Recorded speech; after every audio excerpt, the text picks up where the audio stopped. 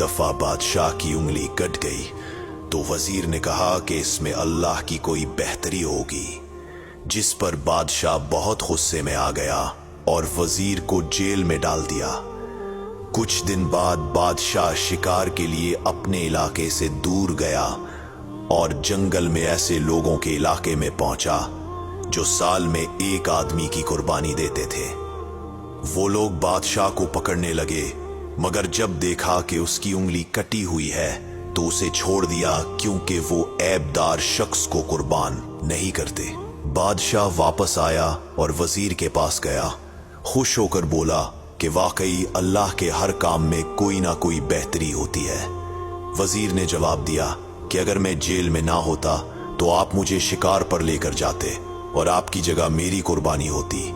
इस वाक़े से साबित हुआ कि अल्लाह के हर काम में हिकमत और बेहतरी छुपी होती है और इंसान कभी तकदीर पर शिकवा ना करे, क्योंकि हम इतने अक्लमंद नहीं कि रब के इरादे को समझ सकें। अगर आपके जानने वाले ऐसे हैं जो हर वक्त अल्लाह के फैसलों पर शिकवा करते हैं तो ये वीडियो उनके साथ जरूर शेयर करें।